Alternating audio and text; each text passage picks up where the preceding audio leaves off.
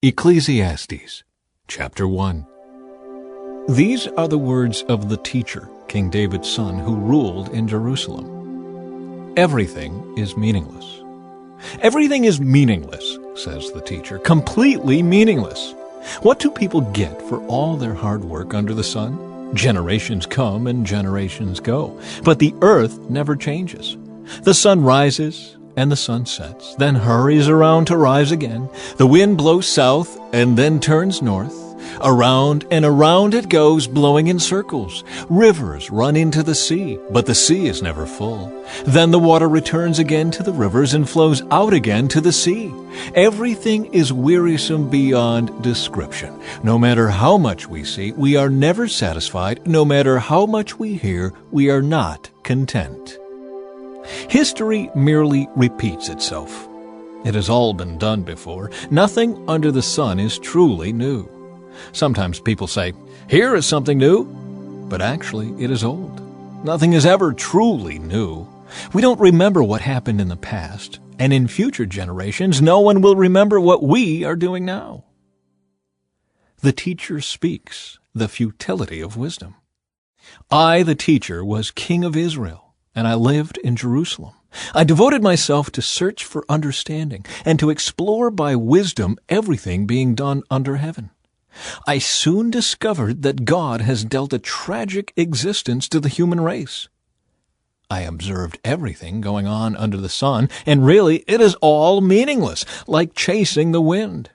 What is wrong cannot be made right. What is missing cannot be recovered. I said to myself, "Look, I am wiser than any of the kings who ruled in Jerusalem before me. I have greater wisdom and knowledge than any of them." So I set out to learn everything from wisdom to madness and folly. But I learned firsthand that pursuing all this is like chasing the wind. The greater my wisdom, the greater my grief. To increase knowledge only increases sorrow. Chapter 2. The futility of pleasure. I said to myself, "Come on, let's try pleasure. Let's look for the good things in life." But I found that this too was meaningless. So I said, "Laughter is silly. What good does it do to seek pleasure?" After much thought, I decided to cheer myself with wine. And while still seeking wisdom, I clutched at foolishness. In this way, I tried to experience the only happiness most people find during their brief life in this world. I also tried to find meaning by building huge homes for myself and by planting beautiful vineyards. I made gardens and parks, filling them with all kinds of fruit trees. I built reservoirs to collect the water to irrigate my many flourishing groves. I bought slaves, both men and women, and others were born into my household. I also owned large herds and flocks, more than any of the kings who had lived in Jerusalem before me. I collected great sums of silver and gold, the treasure of many kings and provinces. I hired wonderful singers, both men and women, and had many beautiful concubines. I had everything a man could desire. So I became greater than all who had lived in Jerusalem before me, and my wisdom never failed me. Anything I wanted, I would take. I denied myself no pleasure. I even found great pleasure in hard work, a reward for all my labors. But as I looked at everything I had worked so hard to accomplish, it was all so meaningless. Like chasing the wind, there was nothing really worthwhile anywhere. The wise and the foolish. So I decided to compare wisdom with foolishness and madness, for who can do this better than I, the king?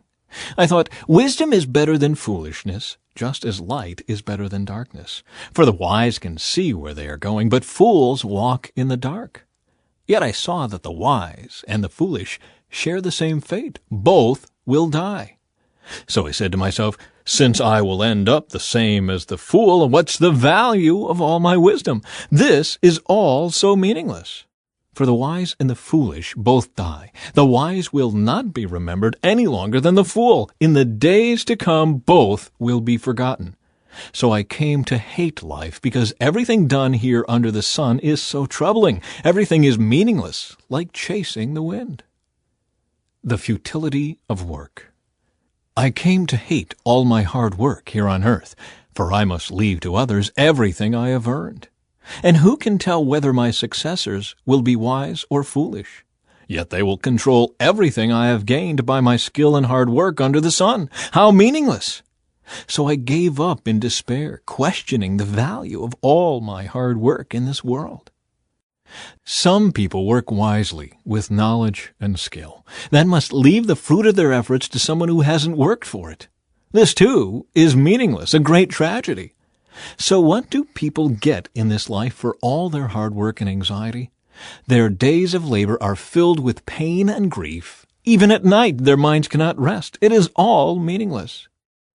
So I decided there is nothing better than to enjoy food and drink and to find satisfaction in work.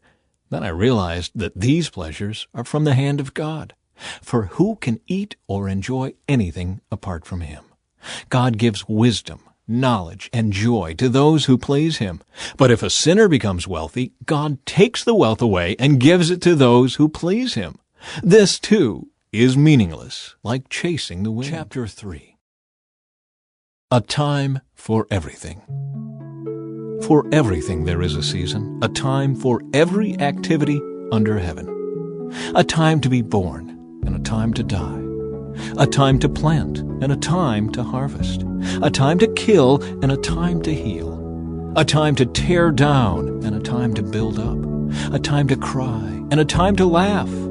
A time to grieve and a time to dance. A time to scatter stones and a time to gather stones. A time to embrace and a time to turn away. A time to search and a time to quit searching. A time to keep and a time to throw away. A time to tear and a time to mend. A time to be quiet and a time to speak. A time to love and a time to hate. A time for war and a time for peace. What do people really get for all their hard work? I have seen the burden God has placed on us all. Yet God has made everything beautiful for its own time. He has planted eternity in the human heart.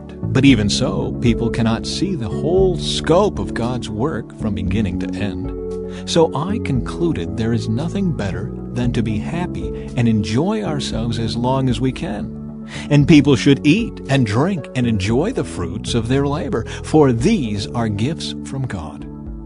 And I know that whatever God does is final. Nothing can be added to it or taken from it. God's purpose is that people should fear Him. What is happening now has happened before, and what will happen in the future has happened before, because God makes the same things happen over and over again.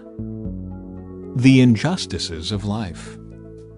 I also noticed that under the sun there is evil in the courtroom. Yes, even the courts of law are corrupt. I said to myself, in due season, God will judge everyone, both good and bad, for all their deeds. I also thought about the human condition, how God proves to people that they are like animals. For people and animals share the same fate, both breathe and both must die. So people have no real advantage over the animals. How meaningless! Both go to the same place. They came from dust and they return to dust. For who can prove that the human spirit goes up and the spirit of animals goes down into the earth? So I saw that there is nothing better for people than to be happy in their work. That is why we are here. No one will bring us back from death to enjoy life after we die. Chapter 4. Again, I observed all the oppression that takes place under the sun. I saw the tears of the oppressed, with no one to comfort them. The oppressors have great power, and their victims are helpless. So I concluded that the dead are better off than the living. But most fortunate of all are those who are not yet born, for they have not seen all the evil that is done under the sun. Then I observed that most people are motivated to success because they envy their neighbors. But this too is meaningless, like chasing the wind. Fools fold their idle hands, leading them to ruin. And yet better to have one handful with quietness than two handfuls with hard work and chasing the wind. The advantages of companionship. I observed yet another example of something meaningless under the sun. This is the case of a man who is all alone, without a child or a brother, yet who works hard to gain as much wealth as he can. But then he asks himself, who am I working for? Why am I giving up so much pleasure now? It is all so meaningless and depressing. Two people are better off than one, for they can help each other succeed. If one person falls, the other can reach out and help. But someone who falls alone is in real trouble. Likewise, two people lying close together can keep each other warm. But how can one be warm alone? A person standing alone can be attacked and defeated, but two can stand back to back and conquer. Three are even better, for a triple-braided cord is not easily broken. The futility of political power. It is better to be a poor but wise youth than an old and foolish king who refuses all advice. Such a youth could rise from poverty and succeed. He might even become king, though he has been in prison. But then everyone rushes to the side of yet another youth who replaces him. Endless crowds stand around him, but then another generation grows up and rejects him too. So it is all meaningless, like chasing the wind. Chapter 5. Approaching God with care. As you enter the house of God, keep your ears open and your mouth shut. It is evil to make mindless offerings to God. Don't make rash promises, and don't be hasty in bringing matters before God. After all, God is in heaven, and you are here on earth. So let your words be few. Too much activity gives you restless dreams. Too many words make you a fool. When you make a promise to God, don't delay in following through, for God takes no pleasure in fools. Keep all the promises you make to him. It is better to say nothing than to make a promise and not keep it. Don't let your mouth make you sin, and don't defend yourself by telling the temple messenger that the promise you made was a mistake. That would make God angry, and he might wipe out everything you have achieved. Talk is cheap, like daydreams and other useless activities. Fear God instead. The futility of wealth. Don't be surprised if you see a poor person being oppressed by the powerful, and if justice is being miscarried throughout the land. For every official is under orders from higher up, and matters of justice get lost in red tape and bureaucracy. Even the king milks the land for his own profit. Those who love money will never have enough. How meaningless to think that wealth brings true happiness. The more you have, the more people come to help you spend it. So what good is wealth except perhaps to watch it slip through your fingers? People who work hard sleep well, whether they eat little or much. But the rich seldom get a good night's sleep. There is another serious problem I have seen under the sun. Hoarding riches harms the saver.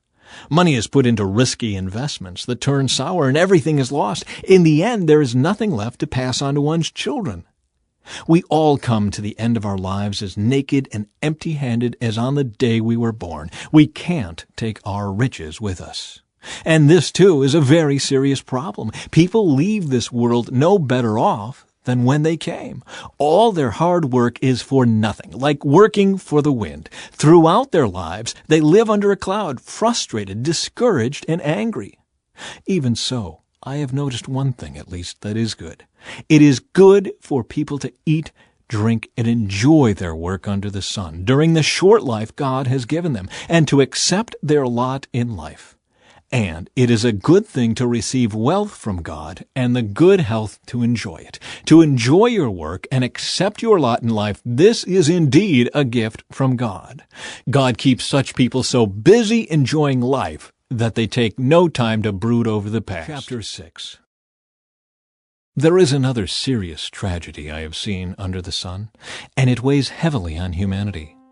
God gives some people great wealth and honor, and everything they could ever want, but then he doesn't give them the chance to enjoy these things. They die, and someone else, even a stranger, ends up enjoying their wealth. This is meaningless, a sickening tragedy.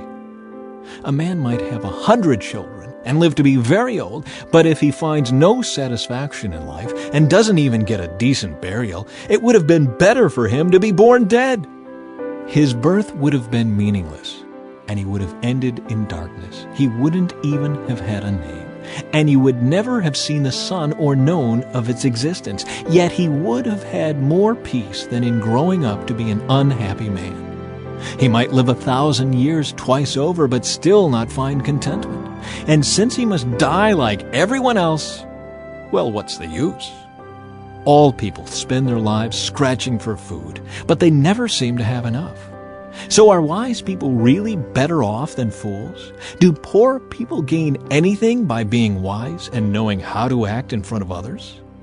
Enjoy what you have rather than desiring what you don't have. Just dreaming about nice things is meaningless, like chasing the wind. The future, determined and unknown. Everything has already been decided. It was known long ago what each person would be. So there's no use arguing with God about your destiny. The more words you speak, the less they mean. So what good are they? In the few days of our meaningless lives, who knows how our days can best be spent? Our lives are like a shadow. Who can tell what will happen on this earth after we are gone? Chapter 7. Wisdom for life. A good reputation is more valuable than costly perfume, and the day you die is better than the day you are born. Better to spend your time at funerals than at parties. After all, everyone dies, so the living should take this to heart. Sorrow is better than laughter, for sadness has a refining influence on us. A wise person thinks a lot about death, while a fool thinks only about having a good time. Better to be criticized by a wise person than to be praised by a fool. A fool's laughter is quickly gone, like thorns crackling in a fire. This also is meaningless. Extortion turns wise people into fools, and bribes corrupt the heart. Finishing is better than starting. Patience is better than pride. Control your temper, for anger labels you a fool. Don't long for the good old days. This is not wise. Wisdom is even better when you have money. Both are a benefit as you go through life. Wisdom and money can get you almost anything, but only wisdom can save your life. Accept the way God does things, for who can straighten what He has made crooked? Enjoy prosperity while you can, but when hard times strike, realize that both come from God. Remember that nothing is certain in this life. The limits of human wisdom. I have seen everything in this meaningless life, including the death of good young people and the long life of wicked people. So don't be too good or too wise. Why destroy yourself? On the other hand, don't be too wicked either. Don't be a fool. Why die before your time? Pay attention to these instructions, for anyone who fears God will avoid both extremes. One wise person is stronger than 10 leading citizens of a town. Not a single person on earth is always good and never sins. Don't eavesdrop on others. You may hear your servant curse you, for you know how often you yourself have cursed others. I have always tried my best to let wisdom guide my thoughts and actions. I said to myself, I am determined to be wise. But it didn't work. Wisdom is always distant and difficult to find. I searched everywhere, determined to find wisdom and to understand the reason for things. I was determined to prove to myself that wickedness is stupid and that foolishness is madness. I discovered that a seductive woman is a trap more bitter than death. Her passion is a snare, and her soft hands are chains. Those who are pleasing to God will escape her, but sinners will be caught in her snare. This is my conclusion, says the teacher. I discovered this after looking at the matter from every possible angle. Though I have searched repeatedly, I have not found what I was looking for. Only 1 out of 1,000 men is virtuous, but not one woman. But I did find this. God created people to be virtuous, but they have each turned to follow their own downward path. Chapter 8. How wonderful to be wise, to analyze and interpret things. Wisdom lights up a person's face, softening its harshness. Obedience to the king. Obey the king, since you vowed to God that you would. Don't try to avoid doing your duty, and don't stand with those who plot evil, for the king can do whatever he wants. His command is backed by great power. No one can resist or question it. Those who obey him will not be punished. Those who are wise will find a time and a way to do what is right, for there is a time and a way for everything, even when a person is in trouble. Indeed, how can people avoid what they don't know is going to happen? None of us can hold back our spirit from departing. None of us has the power to prevent the day of our death. There is no escaping that obligation, that dark battle. And in the face of death, wickedness will certainly not rescue the wicked. The wicked and the righteous. I have thought deeply about all that goes on here under the sun, where people have the power to hurt each other. I have seen wicked people buried with honor, yet they were the very ones who frequented the temple and are now praised in the same city where they committed their crimes. This, too, is meaningless. When a crime is not punished quickly, people feel it is safe to do wrong. But even though a person sins 100 times and still lives a long time, I know that those who fear God will be better off. The wicked will not prosper, for they do not fear God. Their days will never grow long like the evening shadows. And this is not all that is meaningless in our world. In this life, good people are often treated as though they were wicked, and wicked people are often treated as though they were good. This is so meaningless. So, I recommend having fun, because there is nothing better for people in this world than to eat, drink, and enjoy life. That way, they will experience some happiness along with all the hard work God gives them under the sun. In my search for wisdom, and in my observation of people's burdens here on earth, I discovered that there is ceaseless activity day and night. I realized that no one can discover everything God is doing under the sun. Not even the wisest people discover everything, no matter what they claim. Chapter 9. Death comes to all. This, too, I carefully explored. Even though the actions of godly and wise people are in God's hands, no one knows whether God will show them favor. The same destiny ultimately awaits everyone, whether righteous or wicked, good or bad, ceremonially clean or unclean, religious or irreligious. Good people receive the same treatment as sinners, and people who make promises to God are treated like people who don't. It seems so tragic that everyone under the sun suffers the same fate.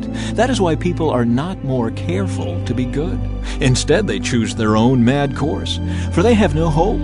There is nothing ahead but death anyway. There is hope only for the living. As they say, it's better to be a live dog than a dead lion. The living at least know they will die, but the dead know nothing. They have no further reward, nor are they remembered.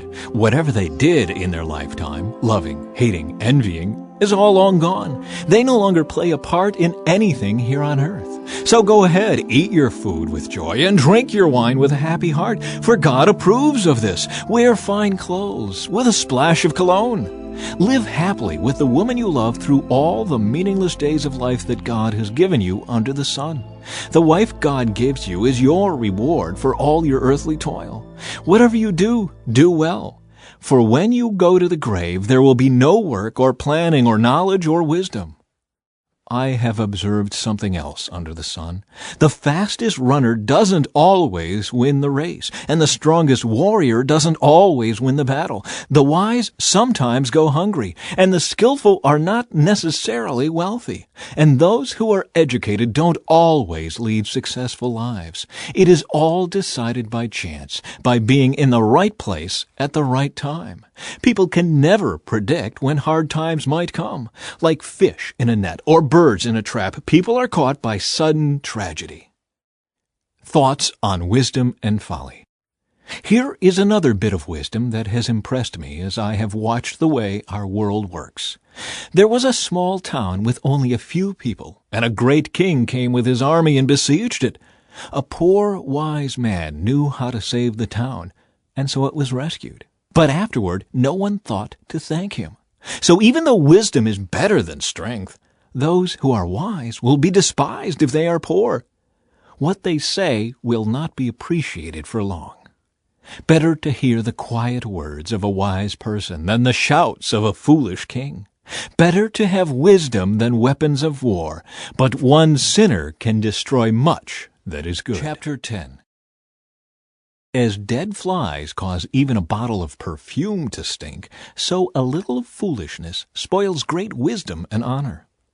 A wise person chooses the right road, a fool takes the wrong one.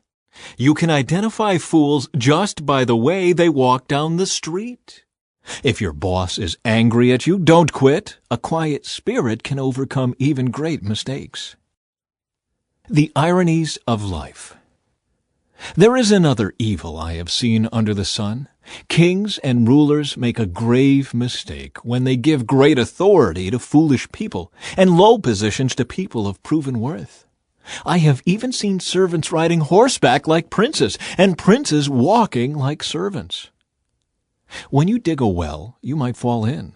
When you demolish an old wall, you could be bitten by a snake. When you work in a quarry, stones might fall and crush you. When you chop wood, there is danger with each stroke of your axe.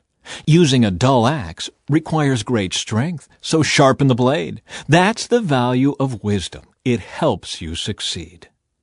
If a snake bites before you charm it, what's the use of being a snake charmer? Wise words bring approval, but fools are destroyed by their own words. Fools base their thoughts on foolish assumptions, so their conclusions will be wicked madness. They chatter on and on. No one really knows what is going to happen. No one can predict the future. Fools are so exhausted by a little work that they can't even find their way home. What sorrow for the land ruled by a servant, the land whose leaders feast in the morning. Happy is the land whose king is a noble leader, and whose leaders feast at the proper time to gain strength for their work, not to get drunk. Laziness leads to a sagging roof. Idleness leads to a leaky house. A party gives laughter, wine gives happiness, and money gives everything. Never make light of the king, even in your thoughts, and don't make fun of the powerful, even in your own bedroom, for a little bird might deliver your message and tell them what you said. Chapter 11. The uncertainties of life. Send your grain across the seas, and in time profits will flow back to you. But divide your investments among many places, for you do not know what risks might lie ahead. When clouds are heavy, the rains come down. Whether a tree falls north or south, it stays where it falls. Farmers who wait for perfect weather never plant. If they watch every cloud, they never harvest. Just as you cannot understand the path of the wind or the mystery of a tiny baby growing in its mother's womb, so you cannot understand the activity of God who does all things. Plant your seed in the morning and keep busy all afternoon, for you don't know if profit will come from one activity or another, or maybe both. Advice for young and old. Light is sweet. How pleasant to see a new day dawning. When people live to be very old, let them rejoice in every day of life. But let them also remember there will be many dark days. Everything still to come is meaningless. Young people, it's wonderful to be young. Enjoy every minute of it. Do everything you want to do. Take it all in. But remember that you must give an account to God for everything you do. So refuse to worry and keep your body healthy. But remember that youth, with a whole life before you, is meaningless. Chapter 12. Don't let the excitement of youth cause you to forget your Creator. Honor Him in your youth before you grow old and say, life is not pleasant anymore. Remember Him before the light of the sun, moon, and stars is dim to your old eyes and rain clouds continually darken your sky. Remember Him before your legs, the guards of your house, start to tremble, and before your shoulders the strong men stoop. Remember Him before your teeth, your few remaining servants stop grinding, and before your eyes the women looking through the windows see dimly. Remember Him before the door to life's opportunities is closed and the sound of work fades. Now you rise at the first chirping of the birds, but then all their sounds will grow faint. Remember him before you become fearful of falling and worry about danger in the streets, before your hair turns white like an almond tree in bloom, and you drag along without energy like a dying grasshopper, and the caperberry no longer inspires sexual desire. Remember him before you near the grave, your everlasting home, when the mourners will weep at your funeral. Yes, remember your Creator now, while you are young, before the silver cord of life snaps and the golden bowl is broken.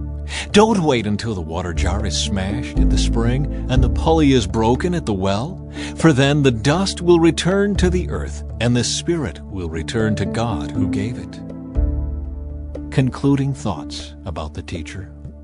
Everything is meaningless, says the teacher, completely meaningless. Keep this in mind. The teacher was considered wise, and he taught the people everything he knew. He listened carefully to many proverbs, studying and classifying them. The teacher sought to find just the right words to express truths clearly. The words of the wise are like cattle prods, painful but helpful. Their collected sayings are like a nail-studded stick with which a shepherd drives the sheep. But my child, let me give you some further advice. Be careful, for writing books is endless, and much study wears you out. That's the whole story.